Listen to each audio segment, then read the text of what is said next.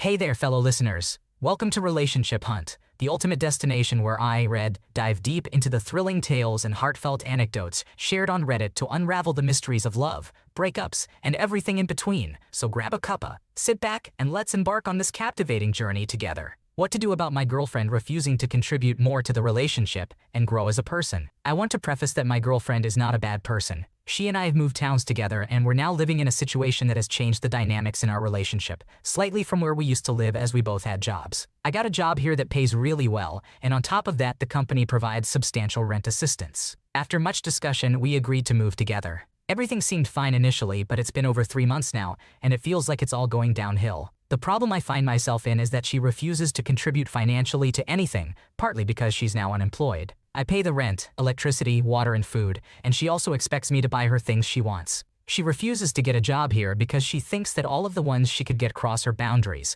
albeit there are not many jobs available that she is qualified to do. However, she even refuses to pack supermarket shelves, even if just a few days a week. At home, she cooks, cleans, and does washing, but I've just been feeling lately that it's not adequate considering we live in a small townhouse. She also doesn't really put a great deal of effort into them either. For example, when she cooks, she refuses to wash up and leaves plates and cookware to pile up for sometimes days at a time, all while she has so much time on her hands. To add to that, when she's not doing the bare minimum, she spends most of her time crocheting and scrolling through TikTok. I've tried to have numerous conversations with her about growth and starting to build her life to what she wants it to be, but it feels like she doesn't really want to face those challenges and would rather sit in a bubble of safety and comfort. She also does not have a driver's license and relies on me entirely. She does say she wants to get it, but she never puts any actions to words and gets it done. It's starting to feel like I'm her father, and it's not a nice feeling or what I want in a relationship. Almost every time I try to have a productive discussion with her about it, it always ends with her in tears and in a worse position than before. I feel like I'm at a crossroads in our relationship as the big issues are now showing their faces, and it's not healthy to be in a relationship where I'm trying to build a solid life with someone. The crux of all of this is that I'm close to ending the relationship, but she doesn't really have anywhere else to go if I kicked her out. Also, she has all of her stuff here, and I would have to pay a removalist thousands of dollars to ship it somewhere else. Do you folks have any advice and recommendations on how to proceed here? It sounds like you're in a tough spot. It's important to have open and honest communication with your girlfriend about your concerns and expectations. Maybe try finding a compromise where she can contribute in a way that aligns with her boundaries and skill set, whether it's a part-time job or finding other ways to contribute financially. If you've tried talking and nothing seems to be changing, it might be worth considering if this relationship is truly healthy for both of you in the long run. How do I make sure that my sister is comfortable enough to ask for necessities? I really need some help.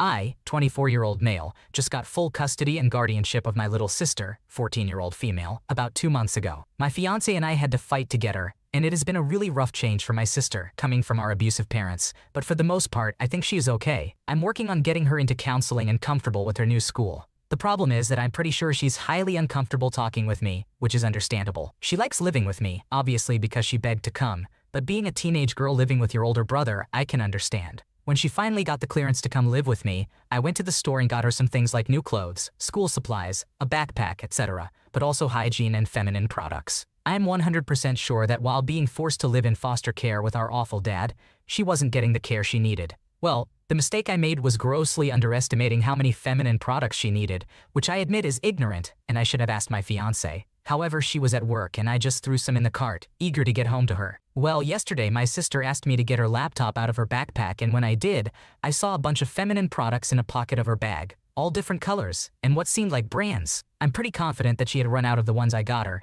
and instead of asking for more, she has been asking friends at school for more, or getting them from the bathroom at school. I obviously felt terrible, but instead of making a big deal, my fiancé suggested we just get her more and leave them in her room, which is what I did. I understand she is probably embarrassed or feels awkward to tell me about these things, or ask for them while we are at the store, and I get that. Honestly, it isn't really comfortable for me either. However, my concern is that if she doesn't want to talk to me about this kind of stuff, what happens if she has something health-related? Would she tell me? Or just let it fester? I don't want that. I want her to be happy and healthy and comfortable enough to say these things. Also, I understand she would be more comfortable talking about this stuff to a girl, but she's not that comfortable around my fiancé yet. They are trying, but they rarely got to see each other while my sister was in foster care, bouncing around homes, and they're both kind of the shy type of person. I don't think she would feel comfortable talking to her either, but I'm thinking it's the best option. I have no idea. Any insight would be helpful. Any dads, please tell me what you did. Any moms, please tell me what I should do. I'm really sorry to hear about your situation, but it's great that you've been able to provide a safe and loving home for your sister. It's understandable that she might feel uncomfortable discussing certain things with you as her older brother,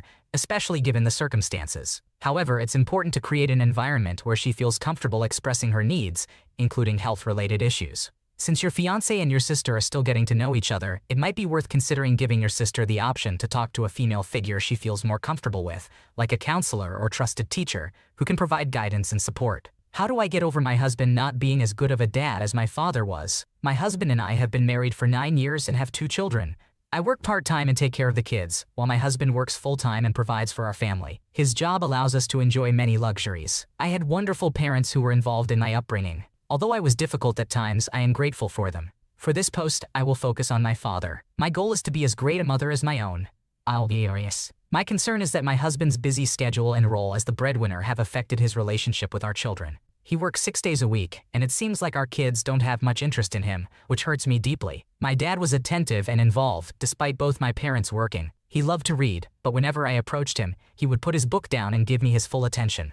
On the other hand, my husband is a workaholic. Once, when my oldest wanted to show him a painting, he brushed her off and told her to show me instead because he was busy. I understand he works hard, but it was 7 p.m., and he couldn't spare a few seconds to acknowledge our child. This is just one example, but it feels like my husband doesn't know anything about our kids. He's unaware of their teacher, closest friends, favorite color, or current bedtime story. He has missed sports competitions and school events due to meetings or important clients. He couldn't even make it to their school play in December. My kids didn't even bother to invite him, which is disheartening for their young age. I try my best to compensate and be there for my children, but I am not Superwoman, and it never feels like enough. One memory I cherish is when I was 16 and stressed over an exam.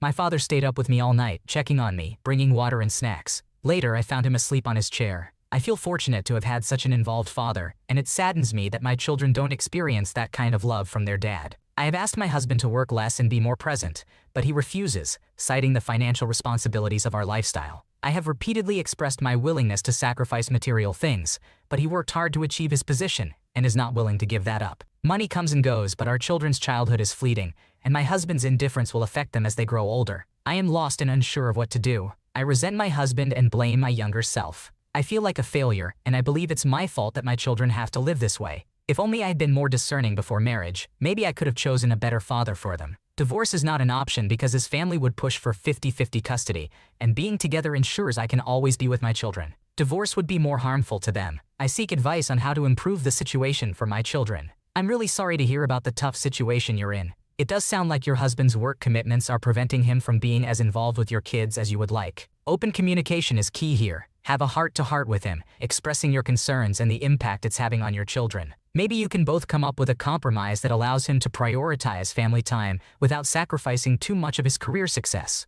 Ultimately, remember that your children will always value the love and presence you provide, so don't blame yourself for their father's choices. My biological father reached out 25 years too late. I am a 25-year-old female, and I am unsure of how to proceed in this situation. Growing up, I always wondered why my father did not want to be a part of my life. I imagined that he must have been a very accomplished and significant person for me to not be enough for him. I tried to imagine him countless times because I didn't have a name or a picture. Everyone around me treated my stepdad as if he were my dad, but deep down, I always knew he wasn't the one. It wasn't until I turned 18 that my mom finally told me my father's name and showed me his Facebook account. I must admit, it was a disappointment.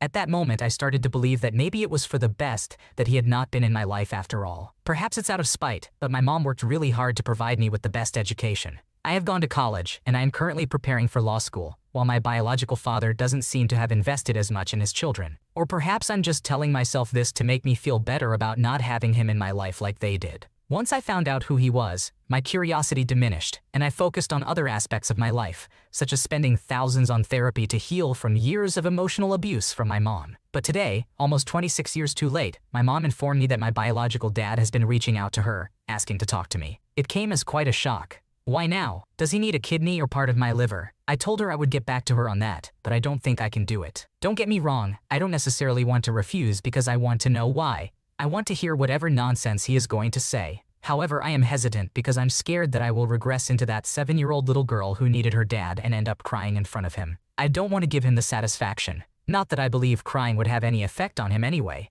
After all, we are talking about someone who cheated on his wife with my mom when she was barely 17, and he was in his 30s. We're talking about a man who walked away from his child for 25 freaking years. What can I honestly expect from someone like this? I'm also upset that he thinks he can simply ask for my number as if I'm some kind of playground where he can come and go whenever he pleases. My initial instinct is to not make it too easy for him to have access to me. However, what would be difficult to accomplish? I do want to know. I want answers, even though I'm not sure what questions I would even ask. I know this needs to be done on my terms, but I'm not exactly sure what those terms should be. I am feeling incredibly confused. Has anyone else gone through something like this? How was your experience? That's a tough situation to be in. It's understandable to have mixed feelings about reconnecting with your biological father. It seems like you have every right to be angry and hesitant, given the circumstances. Ultimately, the decision should be based on what you think is best for you, whether that means listening to him or not. Good luck, and I hope you find the closure you're looking for. How do I tell GF of 8 years that the details of my cheating years ago were a lie? Over 2 years ago, I cheated on my girlfriend and admitted to cheating, but lied about the details. I was incredibly drunk and ended up passed out in my local city. Some guys picked me up around 6-7 a.m. and took me back to their place to continue partying. Things escalated, and I had a same-sex encounter, which was my first and will not happen again. There was some initial reluctance from me, but I wouldn't label it as assault. A week after this happened, I broke up with her without much explanation because I thought I couldn't continue the relationship. I believed it was best for her. A couple more weeks passed and she got in touch with me. I explained that I had cheated that night, thinking she wouldn't want to reconcile. Surprisingly, she said she was relieved and thought I was actively dating someone else. She wanted to meet up and talk. I couldn't tell her about the same-sex encounter because a member of her family works in the same place as me, and it would have caused gossip in a not-so-modern thinking environment. I also couldn't handle the self-resentment of admitting it out loud. So when she asked about the details, I lied and said it was a sex worker at a party. I felt awful about lying, and it still bothers me daily. More than 2 years have passed since this happened, and we're happy. Life is progressing, and we're now considering buying our own place and having children. However, I feel like I'm living a lie because she doesn't know the details, and I feel like I'm holding her judgment of me hostage. I want her to know the truth, but I'm not sure if I'm just trying to alleviate my own guilt and issues. I don't want to cause her any more pain than I already have. I hate myself for what I did. The impact of this situation caused me to completely change my approach to drinking and substance use. I've been practically sober since then, with the exception of major events like New Year's Eve. I just want to make my girlfriend happy and give her the best life I can, but I'm burdened with guilt and anxiety, and some days, it drives me crazy. It feels like I'm getting what I deserve. Now that we're considering settling down financially and having children, I feel like she needs to know what happened. I just don't know how to bring it up or how to find the right words. Any advice would be greatly appreciated. I know I deserve some negative backlash for my actions, and I just need some guidance. Hey, I think it's really admirable that you want to come clean and be honest with your girlfriend. It's understandable that you've been holding on to this guilt for so long, especially with the fear of judgment from others. I think having a heart-to-heart conversation with her and explaining your feelings and regrets could potentially bring you both closer.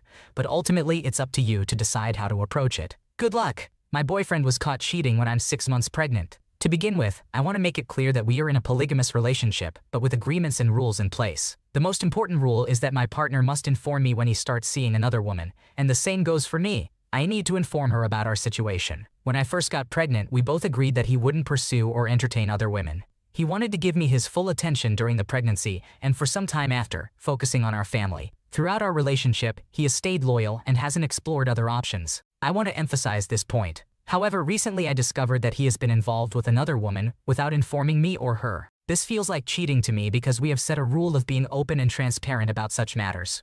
It's important to note that my partner wanted me to quit my job and become a stay-at-home partner while he takes care of me financially. I agreed to this arrangement, knowing that we wanted to start trying for a baby soon. When I found out about the other woman, he mentioned that he identifies as polygamous and is not limited to just one partner. I don't believe this excuse is valid since our rule is to communicate and be aware of what's going on. Ignoring his initial statement about not seeking others during the pregnancy and afterward, I am mainly focusing on our primary rule. Am I at fault here? Should I not consider this cheating? I'm unsure about my next steps and what I should be thinking in this situation. Currently, I am staying at a motel until I can figure things out. I have started looking for a job that I can do for a few more months before I am unable to work. It's a confusing and uncertain situation for me. SESA. It sounds like you entered into a polygamous relationship with your boyfriend, with the understanding that you would both be open and honest about any involvement with other people. However, he broke that agreement by not informing you about his relationship with another woman. It's understandable that you feel hurt and betrayed, and it's important for you to take time to figure out what you want and what is best for you and your baby. Thanks for watching. When you subscribe, make sure to hit the bell to turn on notifications so you never miss a video. To finish listening to all the stories, check out the playlist in the description.